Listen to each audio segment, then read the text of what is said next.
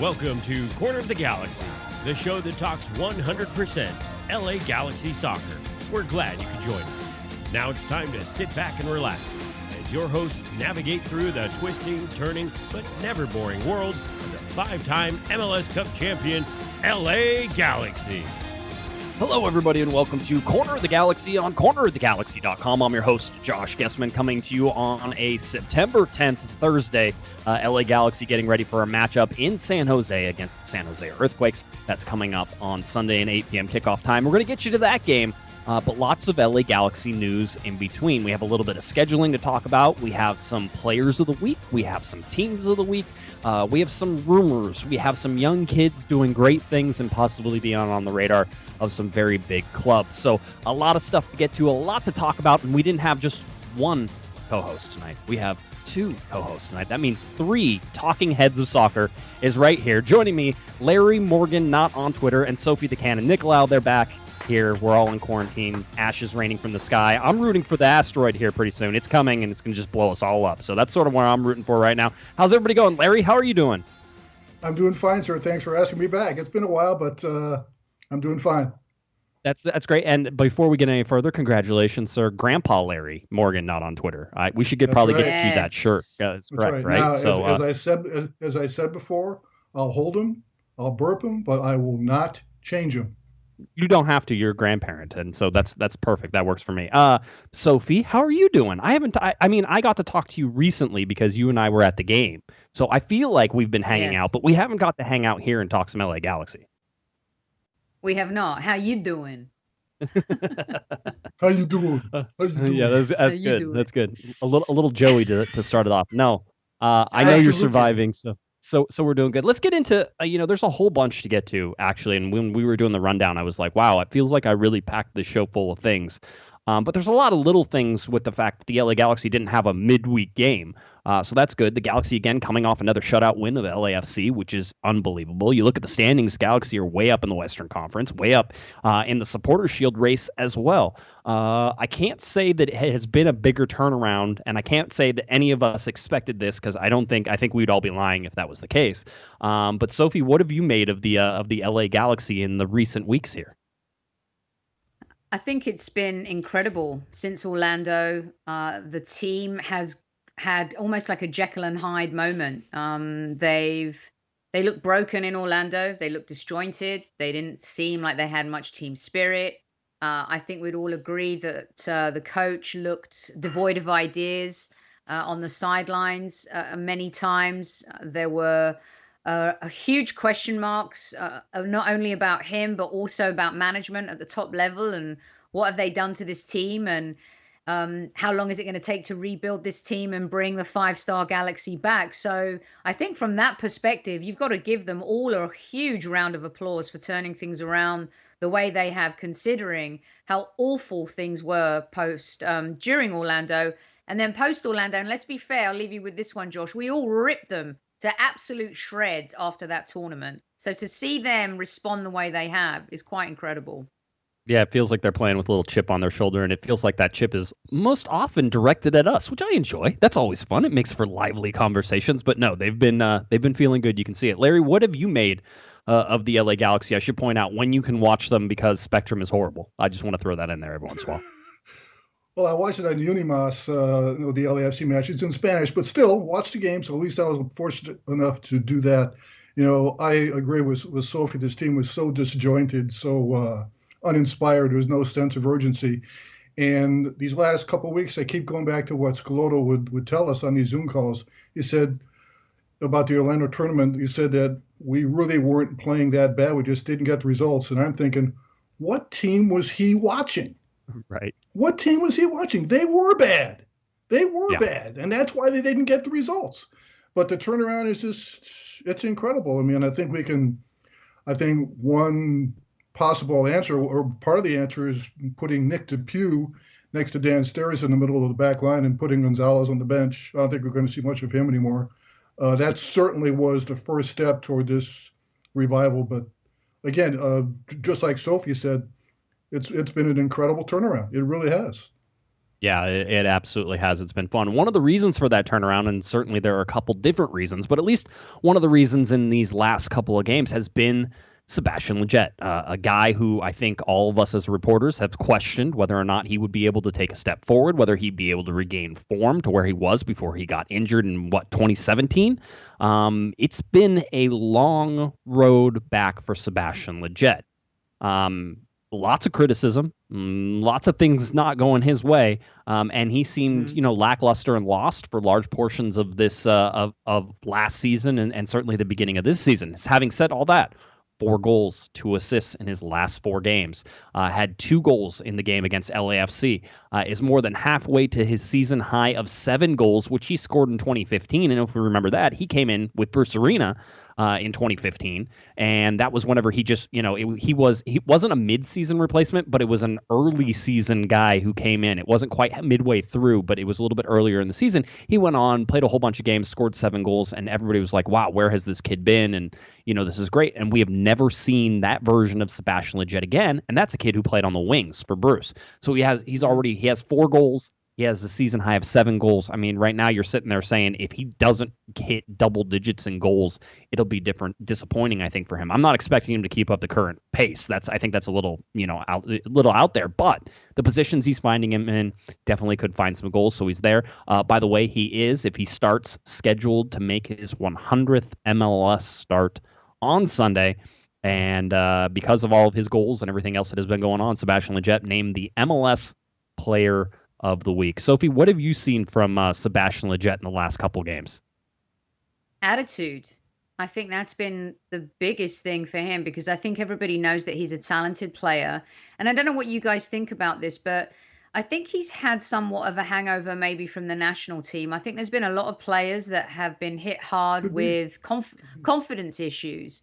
And that had a lot to do with the lackluster performances at national level. And I think that he's not really had the opportunity to be told, previously, you are an integral, huge part of this team. And I think for the first time, he's feeling the love and he's feeling valued.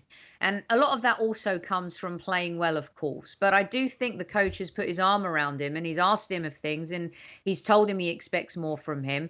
And when you're playing alongside a player like Pavon, you have to perform. See, I think he has to get to those double digits, Josh. I think he has to stay consistent. I think he's got to do this. I don't expect him to do it every single game, but I do expect him to do it as often as possible.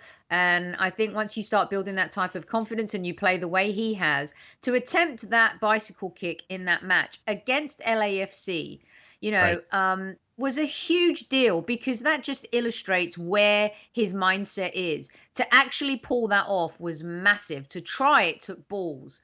And I think that, what we're seeing from him is this elevated confidence. He seems happier. There was the very first press conference when we came back.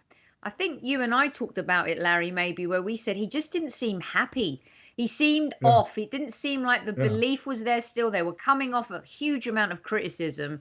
So for me, I expect more of him now. I expect him to now crank it up and take it to another level and really kind of show people what he can do. Because right now, he's doing what he's expected to do. Now he needs to do it consistently for the rest of the season. Yeah, a TAM player, which is where a lot of this pressure has come from. You pay him more money, you expect to get more out of it. And so far in his evolution as a player, that's flattened out a little bit. Larry, what have you seen from Sebastian Lletget?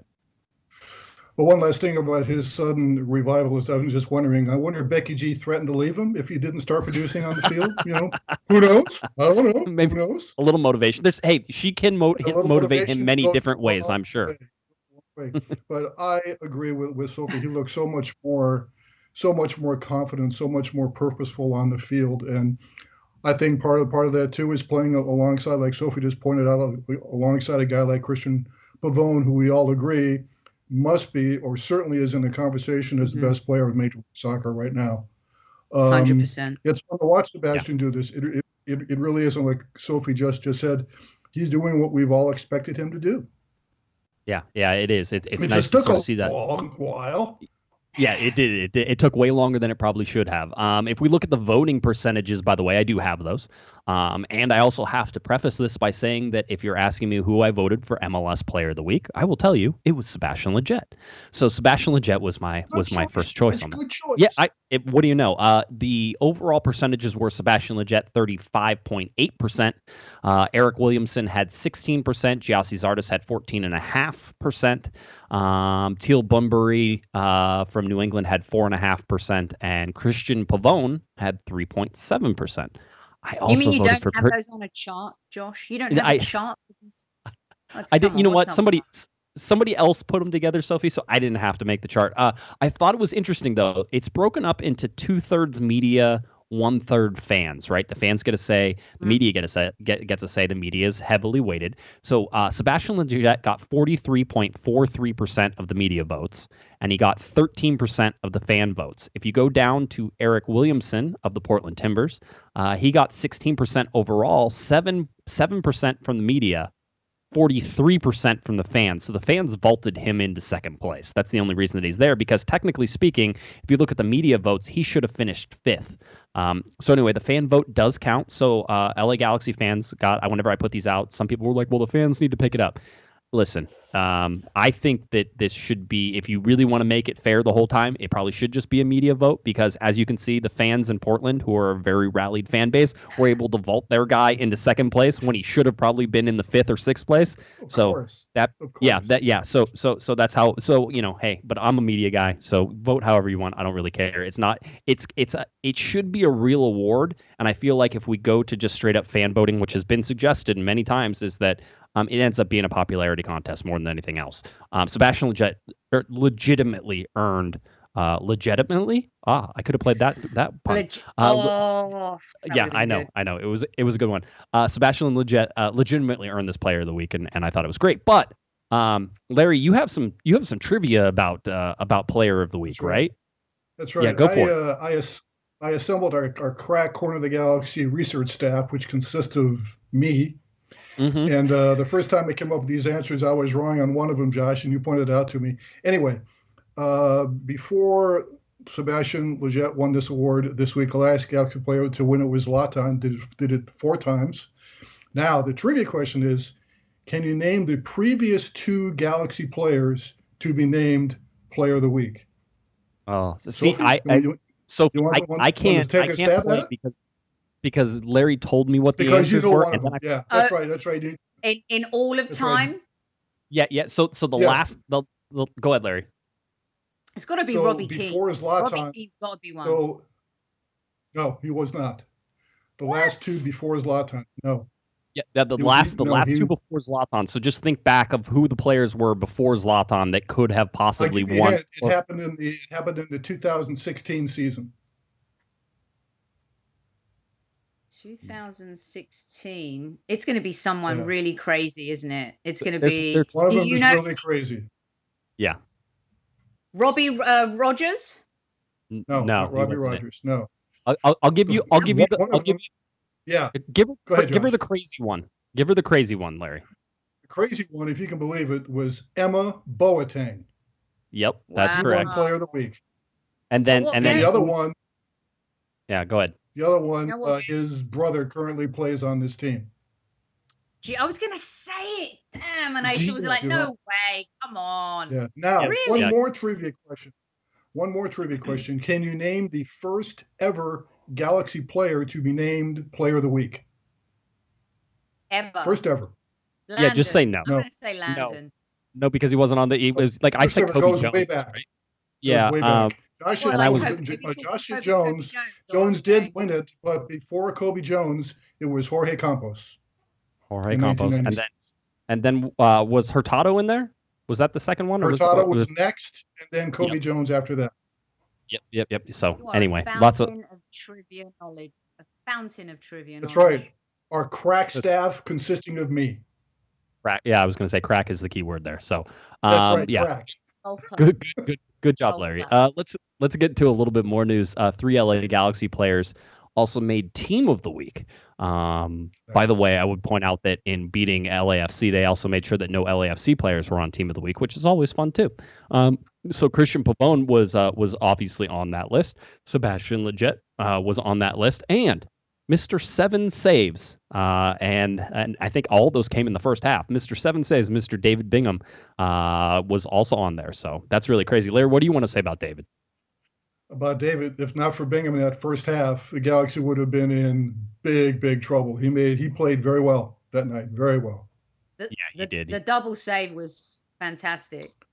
Yes. The double save that he did. I can't remember who. Maybe that was from Rossi, but there was a double save, and it was just really, considering again he's come under fire and he's been ripped quite a bit, to kind of put in that performance in the first half and be the reason why Galaxy weren't losing 3-1. Easy could have been 3-1 in that first half. Easy. Yes. The only criticism that's still outstanding is that whenever he allows rebounds, he still tends to leave some of those rebounds in the center of the field. And he did it in this particular game at least once and maybe twice. Perry Kitchen was there to sort of knock things out and do some things. So they were there. They covered for it. They got it. There was never really any danger on any of his rebounds. But at the same time, he does have a tendency still to cough up those rebounds towards the center of the field. If he can fix that, and he can put in, again, you talk about Sebastian Lletget, and we talk about consistency, seeing David Bingham with that type of consistency. Hopefully he's not challenged with 14 shots in the first half every single game. But however that ends up happening, you really need David Bingham to come up, and he has come up a couple different times. So this is important for him. I'm sure that he's happy to throw it on all of our faces to say that he can do it, which is great. Again, I think that's the motivation, whether it's back at the fans or back at the media. However they want to sort of cut it up, I think this LA Galaxy team is framing in their minds that they're underdogs. Somehow you can't be if you're the LA Galaxy, but they think they're underdogs, and that's fine if that's what they want to think. It's them against the world, and I think that's sort of how it's framing up, and we've sort of seen that with that. So the media and the league have made a 5-star team feel inferior to a brand new team, who I've likened to the noisy neighbors. Difference is, Manchester City, being the noisy neighbors, has gone on to win, copious amounts of trophies.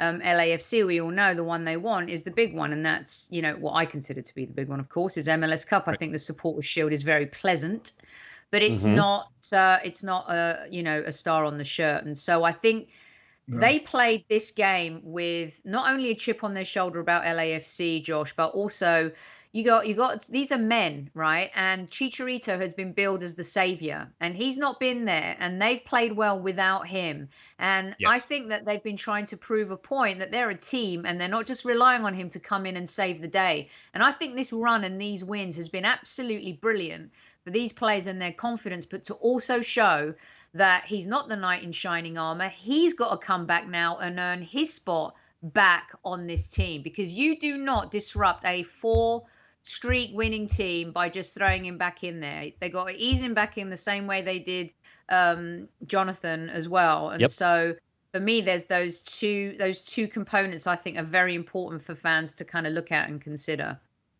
Yeah, I think that's something we're going to have to watch a little bit, is how they sort of feather those guys back into the starting lineups as they come. Neither one of those, I will admit, that I don't think either of them will be there for San Jose, but they'll be playing in the game. They just won't be in the starting lineup. Larry, what were you going to say? I was just going to say, I agree with Sophie. It goes back to the old saying, if it ain't fixed or if it ain't broke, don't fix it. And I agree with you, Josh. I think both of them will be on the bench. I think they both will get some playing time on Sunday, but no, I don't think, they won't be starting. No. But if it ain't broke, don't fix it. Don't fix it. I actually liked if it ain't go broke, go with what brung you. I'm by no means saying that Zubac is the starter, right? That's not what I'm saying at all. But I think that you make players earn their spot, no matter whether they're a DP or a TAM or just off the street. I think it's going to be good for him. I think he's got to prove himself. I think he's going to work harder to do it as well. And he needs to get a little bit lean. Yeah, there's a built-in sort of thing. We're going to talk about him here in a little bit, but there's a built-in thing with him that he's not 100% fit in terms of, game fitness, so you can't really put him there. So he's going to get his minutes as a substitute in the next couple of games, probably, to be able to try and earn that back. So we can sort of watch that. I should mention as well that there is a game going on right now. In fact, the San Jose Earthquakes are in Seattle to play Seattle. Looks like there was some rotation in player personnel and everything else that's going on. So I am going to try to provide a little bit of updates as we go, because it's interesting to find out what is going on. But Seattle is winning that game 2-0, I believe, in the 12th minute. So very quickly overrunning San Jose. San Jose has been struggling, we should point out. Lost to LAFC, tied with Colorado, and now losing to Seattle. And they only have 2 days of rest, and then they're going to be back and playing the LA Galaxy. So a lot of things in that moving towards the LA Galaxy direction. Let's go to Julian Araujo for a second, because we talk about people who've been making an impact, making a difference. We talk about Christian Pavon, you talk about Sebastian Lletget, you talk about David Bingham and how he's been playing. And one of the most consistent players, in fact, I have him as the second best player on this team in 2020, is Julian Araujo, 19-year-old right back who's been playing right mid for the LA Galaxy. He got a little write-up. And normally whenever you get written up on the MLS website, it's usually some version of PR that goes astray, that goes awry, and really pumps up how good MLS is. I will say that this is probably still the case, but Matt Doyle was talking about guys who could make the jump to Europe, and he talked about homegrowns. Now, the interesting thing is the Galaxy, he's not technically a homegrown player, because the Galaxy actually put him on the roster a couple months, I think, before he could actually be considered a homegrown player. And because of that, he is not a homegrown player, but he still is in our hearts and in our minds. So we have that. But Julian Araujo has been playing great, and there's some interesting things in this write-up. And there's some hints here. Doyle says, there's a reason. Basically, he talks about Araujo's defensive ability, about his engine, about how he doesn't quit, about his physicality, all these things that we've been seeing from him in recent games. And he says the only thing that's really missing from him is the ability to go forward or more, right? To be comfortable in that attacking role. I agree. I think he plays it very simply whenever he goes up, but he's effective when he does that as well. So something to grow into. You always need to work on stuff. And so that's what you want to see. But they mentioned Liverpool being interested in him about a couple years ago. And they say, or Matt Doyle says, he's already on the radars of the biggest clubs in Europe. If he keeps playing for the next 18 months the way he's played for the past 2, there will be a move. So I've been saying that too. So what do you know? Matt Doyle and I actually agree on something, which is something new. So we'll go with that for a little while. But Larry, what do you think of Julian Araujo so far in this young season? It feels young. It's going to rapidly be old, but young season. Well, first of all, I think he feels fortunate that Mark Anthony Kaye didn't break his ankle in that tackle during the LAFC match. He was, you talk about a warranted red card. Holy smoke, that was ridiculous. I think he's been tremendous. He's really showing much of his potential. And I think another underlying issue is what national team is he going to play for? The United States or Mexico? If I'm right Greg Berhalter, coach of the U.S. team, I'm parking myself by his front door and say, Julian, are you interested? You better be interested in playing for us. Yeah. No, but he's been excellent.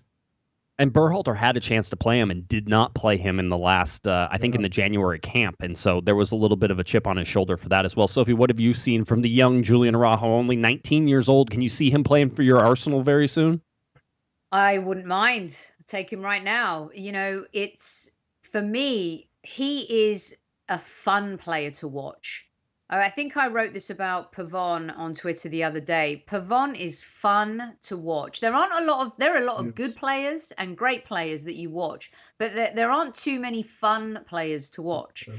And whenever Pavon gets the ball, he's exciting. I think with Araujo, what I love about him is it's his movement that is almost fun to watch.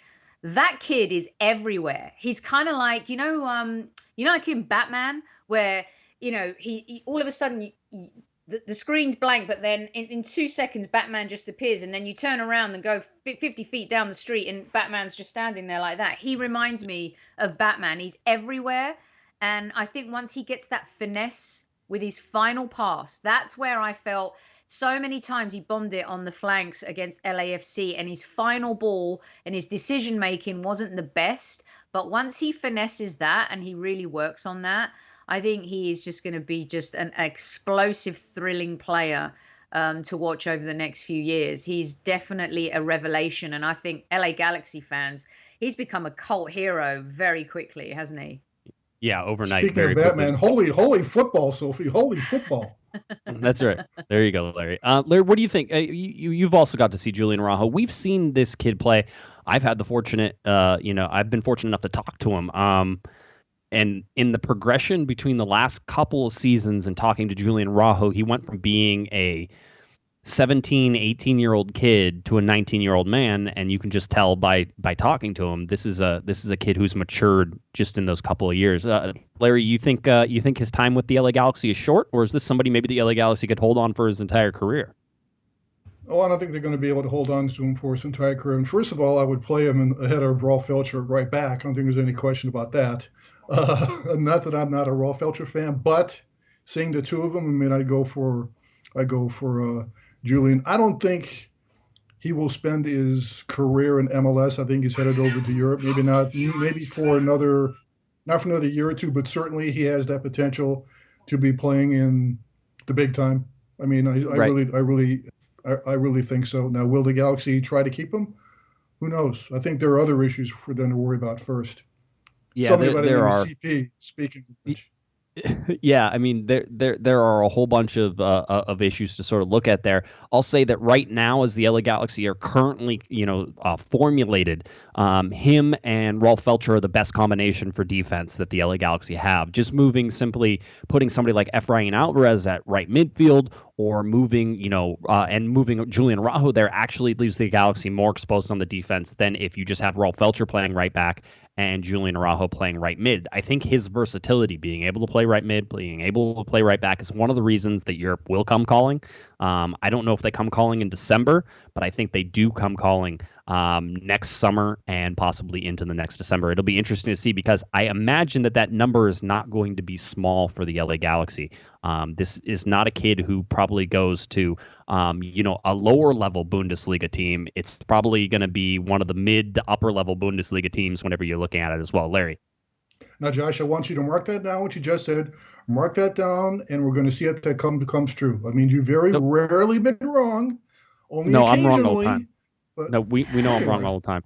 By the way, Sophie's wrong all the time. No, I don't think that's true either. I was going to say, as we've been talking about Julian Araujo, Seattle has scored a further 2 more times. It's 4-0 now in the 19th minute over San Jose. So yes, San Jose is losing 4-0 in about the 19th, 20th minute. So I guess we'll keep giving you updates, because it sounds like it's going to get ridiculous. So we might as well just keep watching it and seeing how it goes. By the way, there is still no schedule for the LA Galaxy to play Seattle in phase 1. It looks like it's going to be pushed to phase 2, which means there's going to be 13 games in phase 2 for the LA Galaxy. We'll talk a little bit more about that. I want to get to this. This was the big news. 2 big news sort of things. One is Chicharito is back. That's one. But the first one I want to talk about is Christian Pavon staying with the LA Galaxy. Now, we've talked a whole bunch on this podcast about how $20 million is ridiculous. We didn't think it was $20 million for the buyout clause. We thought it was less than that. In fact, Dennis DeClose has hinted that it's been much less than that. So we said $20 million is a non-starter. It's not going to happen. However, there was a report that came out that said, basically from TY Sports in Argentina, and sometimes this is good news, sometimes this is bad news. We'll see how it goes. But the report says that Boca would be happier with more than $10 million.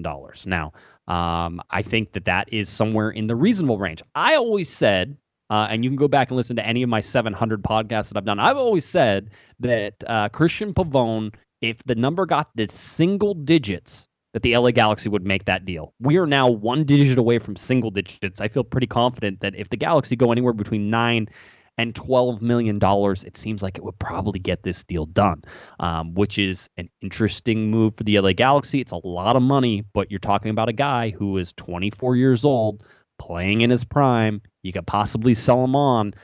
Sophie, would you pay $12 million for Christian Pavon? Yes, because he's the best player in MLS right now. And I think that's undeniable. With Vela not playing, Chicharito is unproven in the league. He's proven as a star at international level and also playing for some of the biggest clubs in Europe. But right now, when it comes to MLS, he's the best player. I mean, how much did LAFC pay for Rodriguez? I mean, they paid what, 11, 12 for him? Yeah, I mean, some right. So if you're looking at them paying that kind of money for him, you've got to say to yourself that 10 million with the potential, like you say, Josh, that in a couple years time, they can sell him on for 20, because he's going to attract and is already attracting attention from some of the top European clubs. We heard the Lion himself raving about him in press conferences, face to face not so long ago. So for me, if LA Galaxy want to show any ambition whatsoever to really turn this around and build the next phase championship winning team, they've got to sign him, and they've got to keep a player like Araujo as well, because that's where you really kind of, it's that statement of intent. And I think that kind of signing would really show fans that the next phase of LA Galaxy's chapter with this new young team, you can't not buy Pavon. If you let him go, what does the shell of that team look like? Think about it right now if he wasn't playing for this team. Yeah. I know you probably have to have a youngster like Kai Koreniuk out there. I mean, and that's You're never you talk it's about not the same. It's not going to be good enough. And it can't be. Larry, at $20 million, that's a lot of money. So, I mean, I would imagine that you would say $20 million, you probably can't afford Christian Pavon. But if you have that, if you bring it down to the 10 or 12, do the Galaxy and AEG, understanding that AEG has been hemorrhaging money during the pandemic, does AEG find $12 million somewhere to get, Christian Pavon? Yes. I mean, I certainly don't feel sorry for AEG. I mean, come on. Don't feel sorry for them at all. But if I'm the LA Galaxy, now, one thing about Christian Pavon, he said repeatedly he loves it in Southern California. He loves the Galaxy.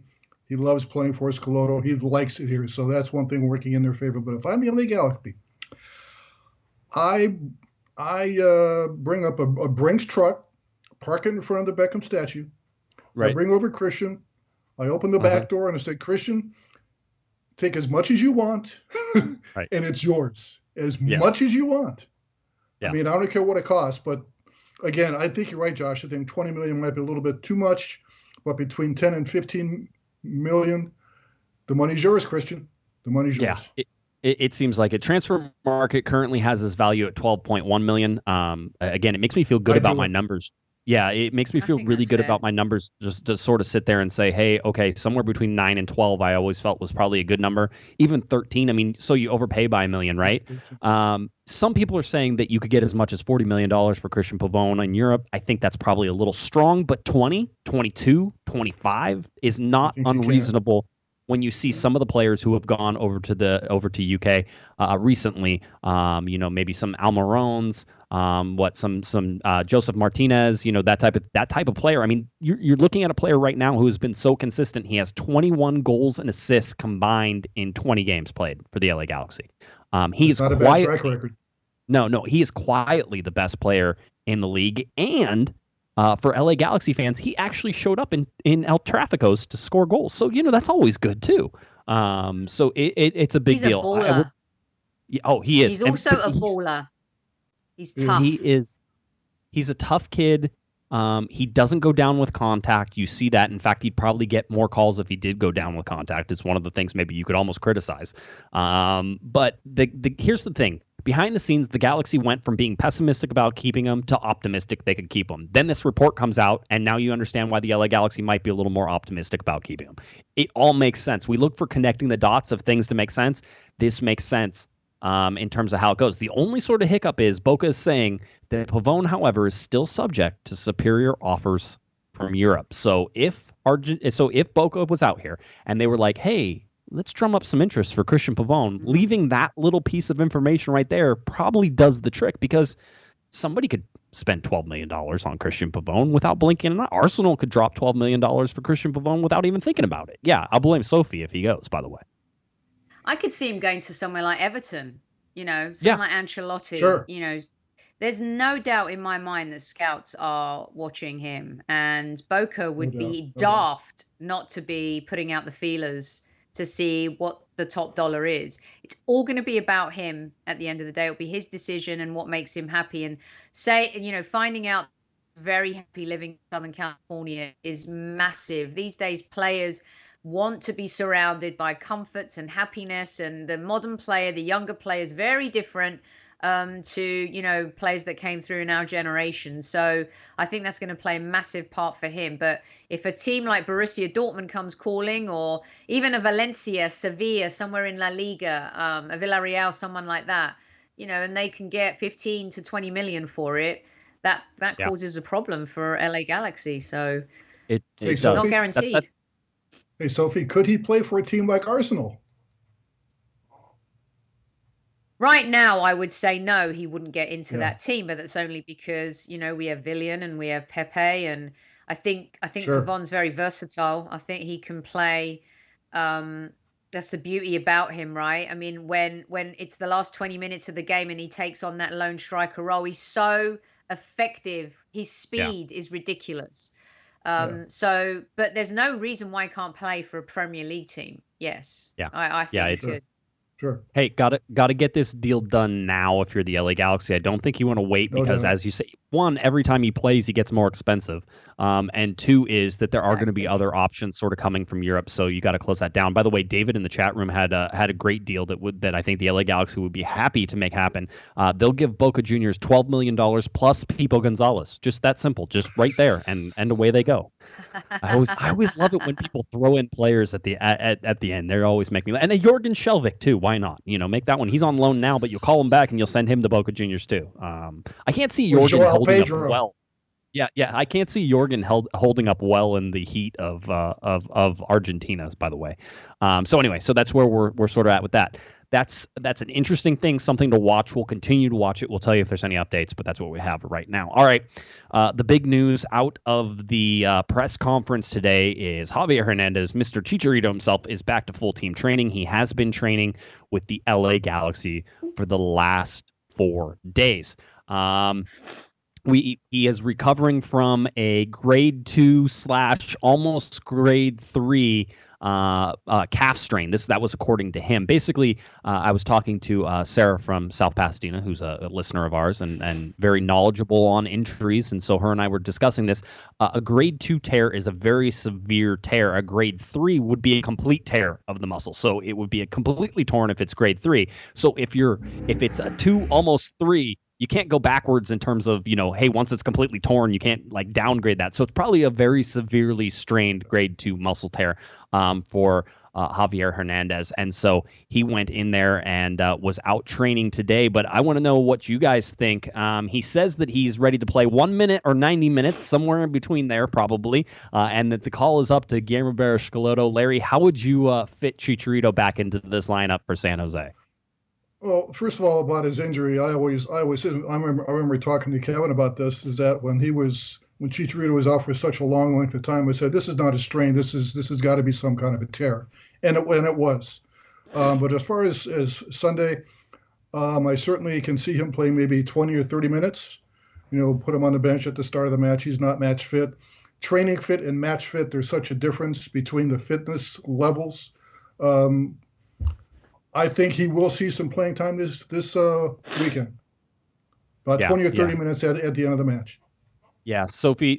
Now I know you were saying, hey, he has to go ahead and he has to earn this spot and come back and do it. Do you got to start working him in this lineup though? So is Larry right about 20 or 30 minutes? No way. He can't play 20 or 30 minutes right now. I don't see that. I really don't. Number one, he hasn't played since Orlando. He wasn't fit when he was playing in Orlando, and COVID, he wasn't working out the same way he would every single day during the initial lockdown of the pandemic. And I think right now there's no reason to take any risks with him whatsoever. If LA Galaxy are winning the game and it's 2-0, 2-1, I say they bring him on maybe for 10 minutes at the end at best, but I can't see him starting. To me, he looks like he's carrying a few extra pounds as well, and I say that with respect because he's an athlete.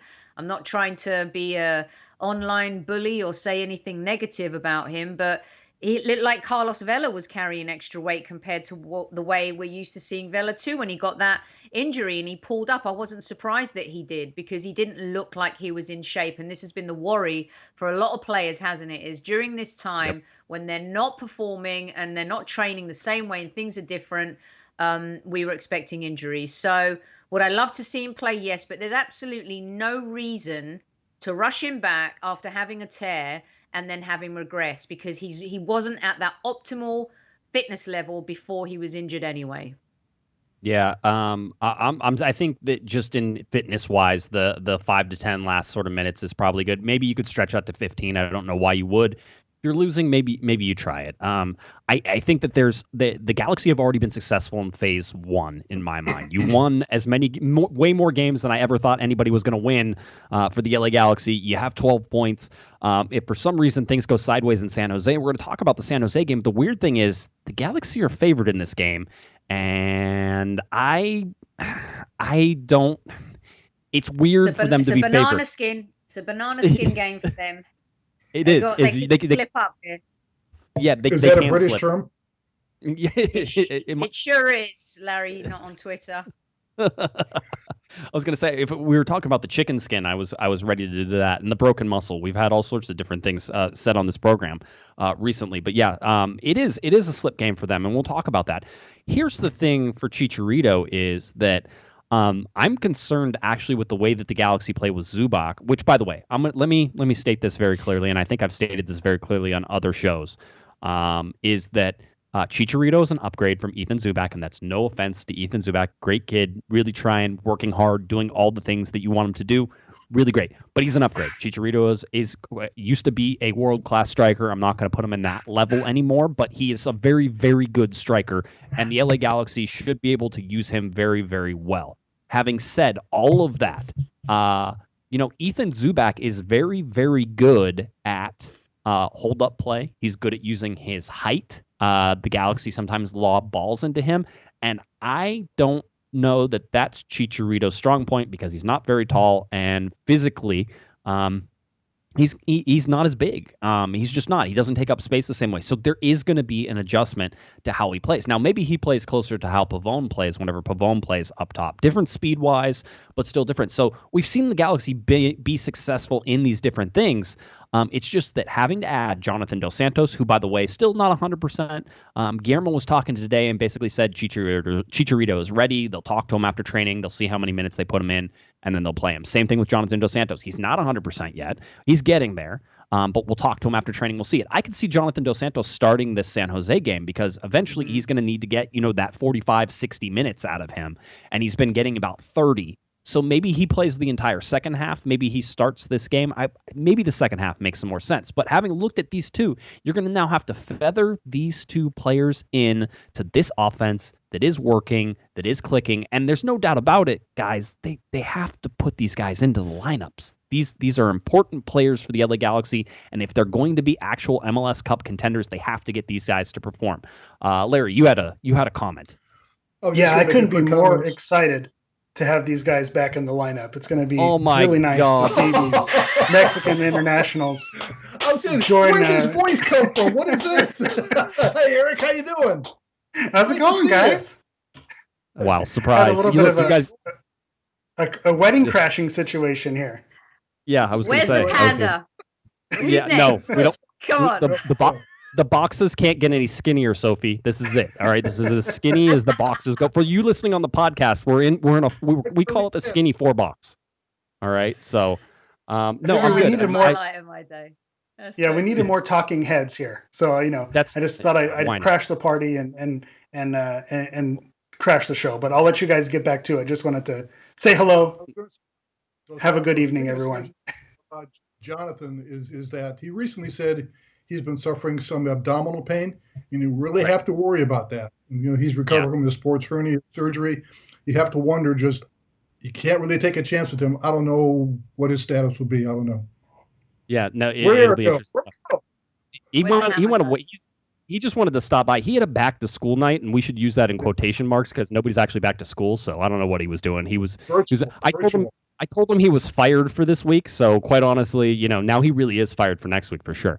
But anyway, so that's where we sit with Chicharito. Let's get to some more press conference stuff, though, because I was sort of promised that there might be an update on Yoni Gonzalez and what time he would be here. So I was all excited to ask Guillermo the first question, and I really wanted to find out about Yoni Gonzalez because I was going to be the one who finally got Guillermo to say, yeah, he's on his way. He's not on his way. I don't know what to tell you. What's going on? Like, what's the situation? It's visa issues, but it's nothing specific to Yoni Gonzalez, right? He's in Brazil right now. I should point that out. So he's Colombian, but he's in Brazil because that's where he was playing. That's where he was on loan. And so Yoni is in Brazil, and he needs to get his visa paperwork through the American embassy, the U.S. embassy, and also through Brazilian sort of ways and going out. And Brazil is being obviously ravaged by coronavirus. The United States is being ravaged by coronavirus. Looking at all of those in between, there's been some delays. And so it's going to be a little bit longer. Guillermo says he doesn't have his visa, but he said that whenever he does get his visa, he is going to be able to be here quickly. That was what Guillermo said. There's a whole question about whether or not there's a quarantine period in here as well, whether or not he's going to have to come in and like sit in a hotel room for 10 days. And I think that with the testing the LA Galaxy are able to do, that they can shorten that amount of time to do that. So it's important to sort of understand that he's still not here. And by the way, this is a guy who hasn't been playing. So this is a long haul thing now. If they can't get him in, it's going to be a longer sort of, progression and period to work him into these things. So I'll tell you that's sort of my Yoni Gonzalez. I was hoping that there would be more.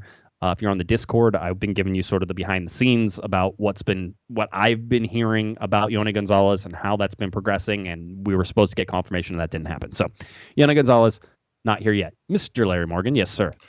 Josh, sorry to interrupt you. We were just talking about how Chicharito is going to fit into this lineup that is doing so well without him. Where is Yoni Gonzalez going to fit once he shows up on scene? That's going to be really interesting. You think it's a question? Because I know where he's going. I mean, it's not even to me. It's the no-brainer. So I don't know. Is this Sophie? Do you have questions about where Yoni Gonzalez is going to play? I mean, yes. What's so obvious about where he's going to start based on the team as it is right now with Chicharito coming back? Yeah, once he's up to speed in terms of he has fitness and he's ready to start games, he'll play at right midfield, and Julian Araujo is going to play at right back. I mean, that's the answer. Rolf Feltscher gets pushed to the bench. So my whole argument with keeping Rolf Feltscher and Julian Araujo together is because they cover for each other very well. Feltscher will go up and then not come back, but Julian Araujo will cover for Feltscher, and so they move. And Araujo sits into that fifth defender role all the time. He tucks inside of Rolf. So it makes sense for that to sort of happen. Yoni Gonzalez is that exact type of player that Julian Araujo is currently playing at right mid, which is a guy who goes forward, who's physical, who can get in on the attack, but he also can play defense. And so he's going to be expected to do the things that Julian Araujo is doing right now. And then you upgrade at right back with Julian Araujo whenever he's there, because he is the better defender than Rolf Feltscher. So that's why, in my mind, there's not a question. And yes, I am perfectly aware. And I think all Galaxy fans should be nervous about the fact that you're going to have to mix these different people in and you're going to have to mess with something. But the Galaxy, as they've been winning games right now, are not an MLS Cup winning team. They're good. They might be in the top 5 to 10 places in Major League. I mean, top 10 for sure. I can see that with how they've been playing right now. But remember how horrible they were in Orlando, and remember that Guillermo so far in his tenure with the LA Galaxy has had streaky teams. So to think that this form is permanent right now, I think would be a fallacy for me. That's not something that's going to continue. I don't know. Think it's permanent, but they've turned the corner for sure. And I think, you know what? The more I see them now, the more I hear them in the pressers. I don't think they took Orlando. I don't think they were ready for Orlando.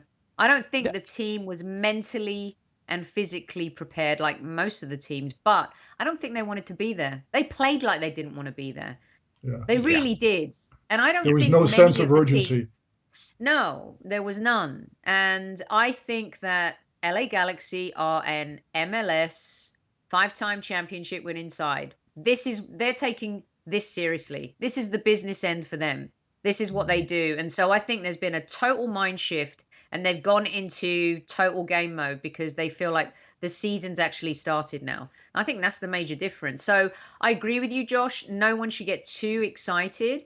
But how many standout teams are there right now? I think Seattle always look good. I think Columbus have been riding that wave. Yep. Sporting KC. Sporting KC, but Minnesota's looked pretty good too. Long way to go, but they've also had a couple bad games, haven't they too? So I don't know. I just don't see a standout team right now. Yeah, I think Columbus with their defense has certainly been one of the stories of this early one. Minnesota has been a fairly recent addition to that. I'm just saying the LA Galaxy won 5 games in a row last year at the beginning of the season. They went unbeaten in 7, and then they fell off a cliff after that. I'm saying this is a different team, and I've said that because they play as a team now, they're more consistent. They can be more consistent because they're not relying on one guy to do everything. And so that's a good part of this, and that's one of the reasons that I think they have changed.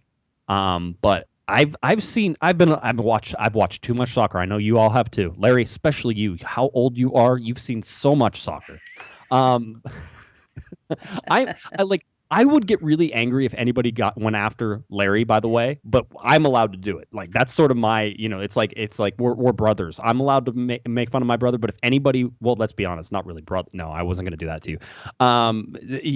If anybody went after my brother, I'd defend him. But Larry, we've seen too much soccer. We've known this. Sophie, you've seen it as well. We've seen these teams have these starts, have these fits in between where they look invincible, and then suddenly they can't win a game to save their life. So I want to believe that this Galaxy team is different and they're playing differently. You can see just in the way the stats are popping up.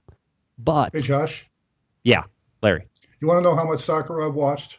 I go back to 1968 in Cleveland, Ohio, watching the Cleveland Stokers play a team from Santos, Brazil, featuring Pele.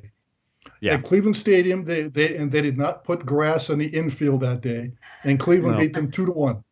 That's how far back I go watching this game. I know, Larry. You should write a book. You better get on that. By the way, little I write enough for you. Yeah, I know. It's almost a book. If I put them all together and I stapled them, I could put them in a binding, Larry. It would be great. The Seattle San Jose game is 5-0. It was 5-0 in the 39th minute. So is that a bad thing? Is this a bad thing for the LA Galaxy, though? Like, San Jose's just going to rest now, right? I mean, they're not really going to try to get back in this game. The game's over. It's done. So are they really not doing stuff? I mean, San Jose LA Galaxy is always going to be bad. And I think it's always going to be, no matter who's in form, anything can happen in those games, right? So the original rival in California.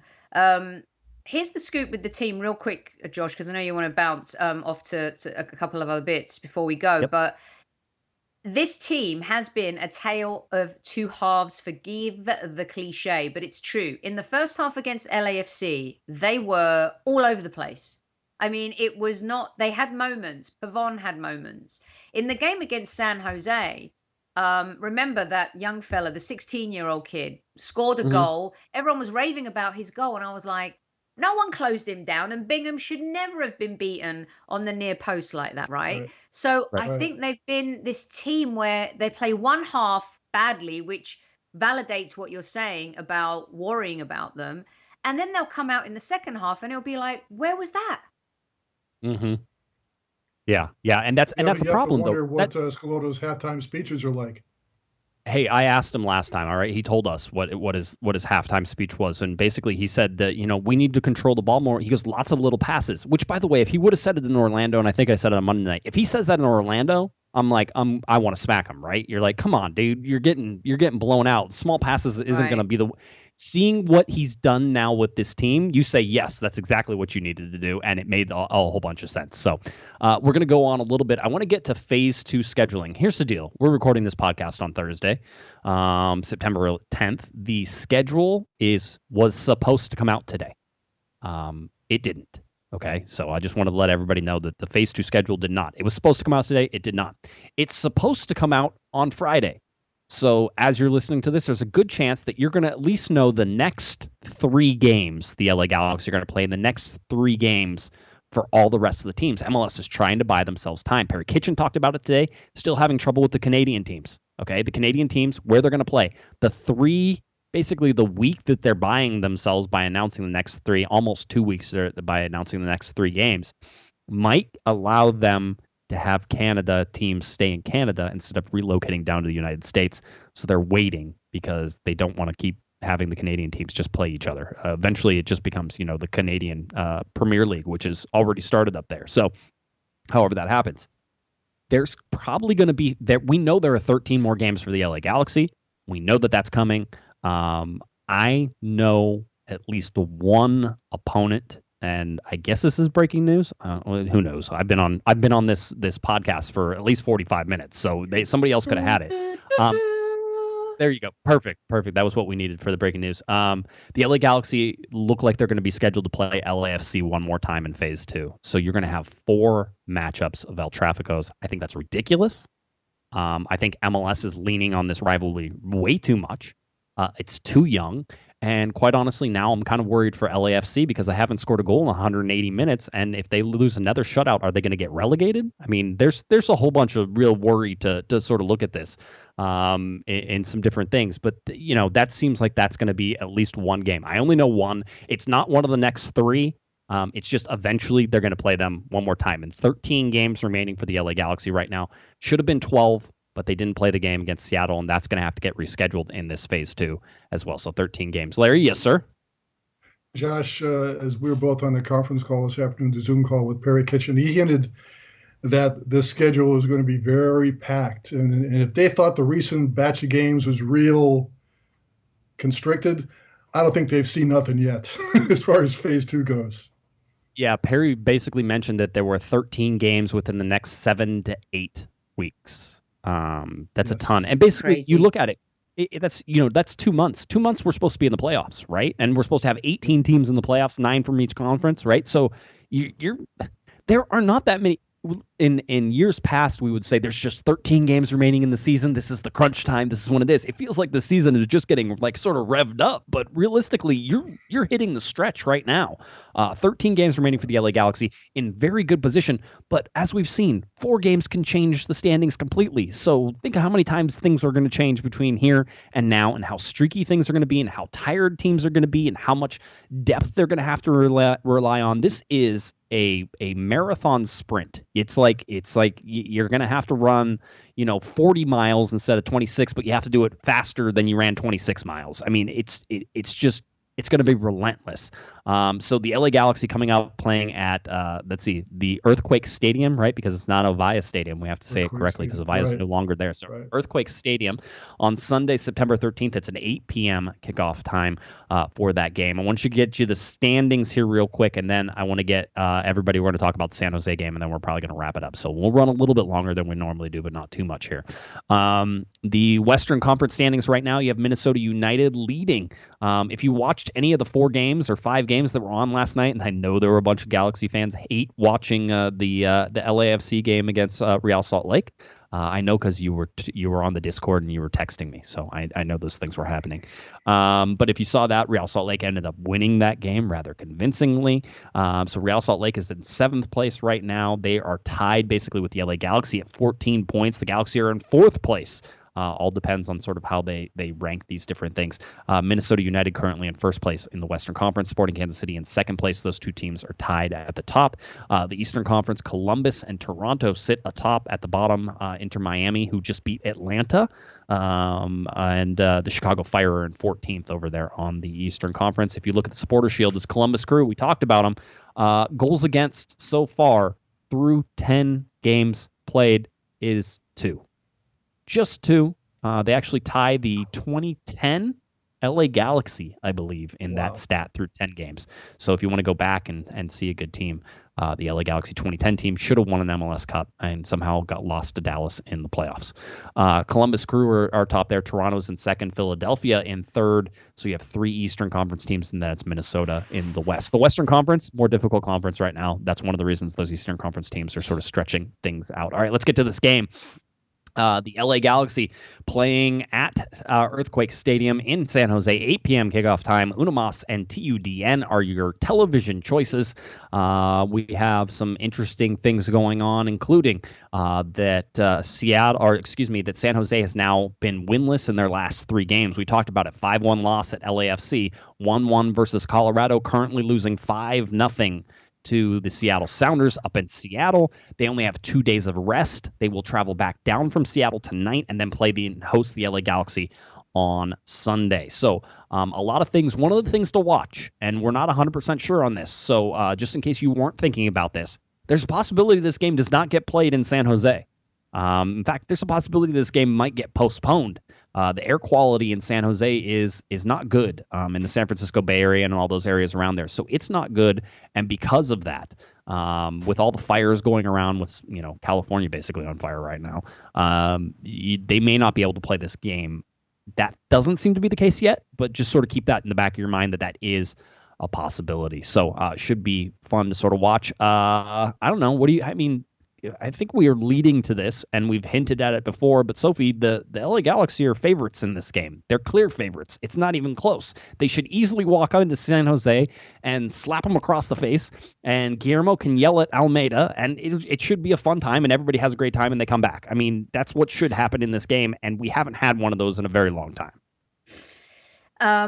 Okay, so the air quality here where we live, and we're in Southern California, where there are less fires, is really bad today and yesterday. I just can't see how they can go ahead and play this game under the current conditions. Things are bad enough as it is. Players are dealing with a lot as it is, and like you're talking about condensed schedules.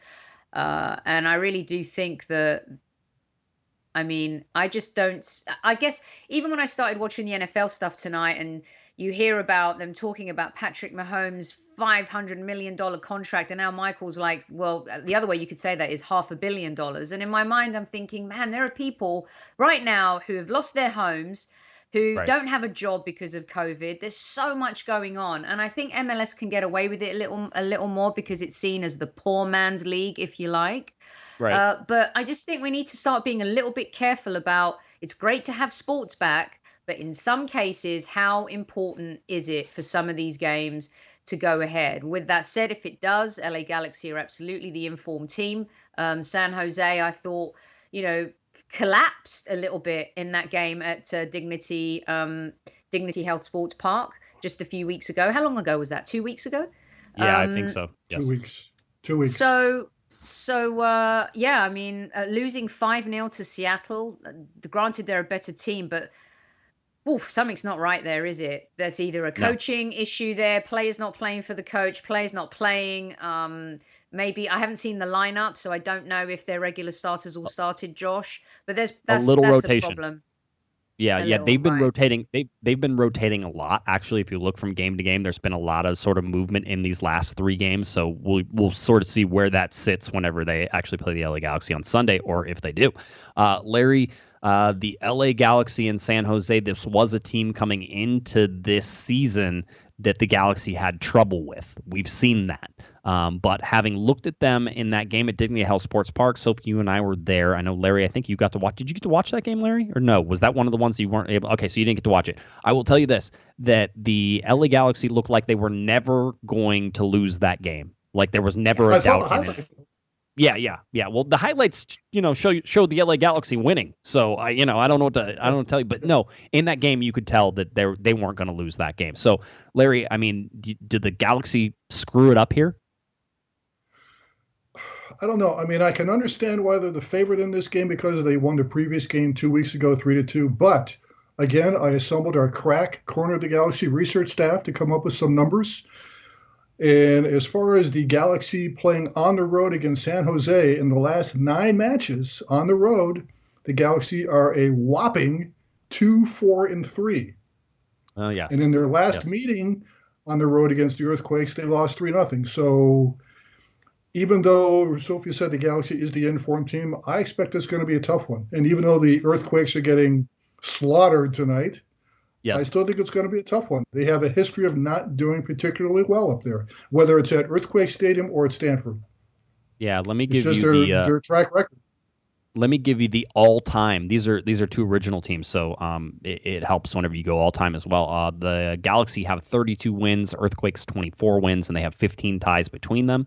At San Jose,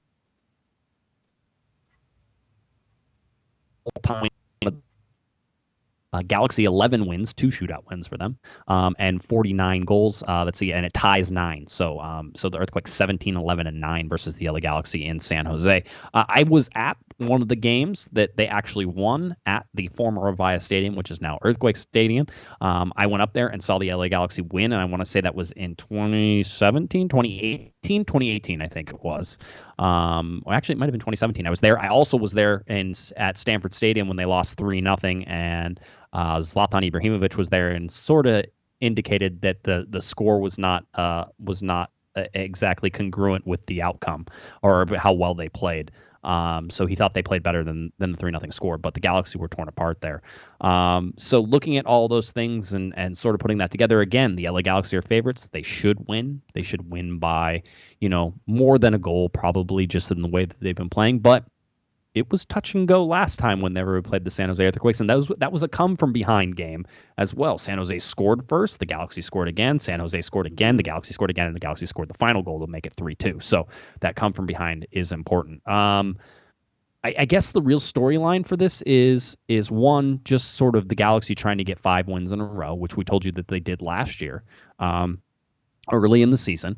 So that's one storyline. The other storyline is that Jonathan Dos Santos and Chicharito and how they fit into this team and when you should expect them. So I think those are the big things that you're going to see. I guess the third storyline, and probably the biggest one, is does this game even get played because of the wildfires? So as we're looking at all these things, that are all things to sort of take into account. The travel for the LA Galaxy, flying up the same day, flying back the same day. So that's something not as big a deal as it was with Portland. That's a 45-minute flight. So it's like, sitting in your car for a little while. So it shouldn't be a problem. Larry, to wrap it up. Yes, sir. What do you got? Question for Josh and you, Sophie. Do Chicharito and Dos Santos both play this weekend? Yes or no? No. No. Who doesn't play? Go ahead, Sophie. Who doesn't play? I was going to say, are you saying to start? I could see Jonathan starting. No, just play. Just play. No. Okay. I will say yes. I think they both play. I think they're both substitutes in this game. Yeah, it'll be interesting to see. Again, this is going to shape whether or not the LA Galaxy can run for an MLS Cup. By the way, an MLS Cup that will have a giant asterisk next to it, and if the Galaxy get number 6 with an asterisk, I think it's the perfect thing for them. You can't give somebody a first-time cup with an asterisk next to it, but a 6th one, sure, no problems. Nobody who's going to really argue with that. So it'll be interesting to see how the LA Galaxy do and how they go. All right, I think that about does it. I'm good. Sophie, you have any closing thoughts you would like to give us here? I think it's been great to be back. Can I just give a shout out? I haven't been able to get to an LAFC game because I do cover them, others for TalkSport, of course. But I'd like to say the LA Galaxy team have done a great job going to the stadium, making you feel safe. I think, they've done a phenomenal job, and I just wanted to give them a shout out and say well done, because in the time that we're living, they've got refreshments there, food, we've got our own desks. It's really been a seamless process. So I just wanted to say well done. And I was worried about it initially, but now I think, any home game I can get to, I'll definitely be there. Yeah, I think I was the same with you. So big props to the Galaxy's PR team, everybody who worked real hard. They even got us lights this last time to be able to do it. So whenever they turned the lights off the stadium, we could still work. So that was good as well. Larry, closing thoughts for you, sir. I think Dignity Health Sports Park looks great from a distance. It misses you. I don't know what else to say. I mean, I wish I could be there, but I guess I'm taking the safe way out. So, hopefully I'll be able to attend some games later on this season. I certainly hope so. Yeah, it misses you there, Larry. And this weekend, 3-1. Yeah, 3-1. Ooh, I like it. 3-1 score prediction. Ooh, I always like score predictions because it's always guaranteed to be wrong. So that's why they're the best things that we could ever do. All right, for me, it should be an interesting. Yeah. Sophie, what do you have before we go? I'm going to go for the same scoreline. All right. As 3-1. In the previous match. Yep. Oh, 3-2. You're going 3-2. 3-2. Yeah, 3-2. Okay. Always good. 2-2. They slip up. Something happens. I'm not convinced. I'm not on the train yet. I'm close. I want to get on the train. I see the train leaving the station. I want to get on the train, and I'm starting to run for the train, but it's not with all my heart yet. The train could make it away from me if I'm not there. But anyway, that's where I'm at. So I'll say a draw because it would be too perfect to win 5 games in a row and get 15 points out of it. It's just a ridiculous thing to even consider, being I gave them a chance of getting 2 points total out of 6 games. So, that's where we sit. LA Galaxy playing the San Jose Earthquakes coming up on Sunday, September 13th, 8 p.m. kickoff time, Unimas TUDN. That's where you can find it. So please head on out there and do that. All right. Let's see. I think that about does it for us tonight. For Mr. Larry Morgan, not on Twitter, and for Miss Soccer Diva herself, we hope everybody has a wonderful, wonderful night. Head on over to cornerofthegalaxy.com, where you can find all of our videos and podcasts and all that fun stuff. We have Twitter, we have a Discord, we have everything. Cornerofthegalaxy.com gets you to all that. All right, everybody, we hope you have a great, safe night, and we will catch you back here next Thursday for another live podcast. All right, for Larry, I'm Josh. You're listening to Corner of the Galaxy on cornerofthegalaxy.com. See ya. You've been listening to the Corner of the Galaxy podcast on cornerofthegalaxy.com. You can follow the show on Twitter and Instagram at Galaxy Podcast. And be sure to check out and subscribe to iTunes, Stitcher, and Facebook by searching for Corner of the Galaxy. Fans, we thank you for listening. We ask that you be kind and courteous to your neighbors as you leave the podcast. We thank you for joining us and look forward to seeing you again. Until then, I'm Michael Araujo, and on behalf of the entire Corner of the Galaxy crew, goodbye, everybody.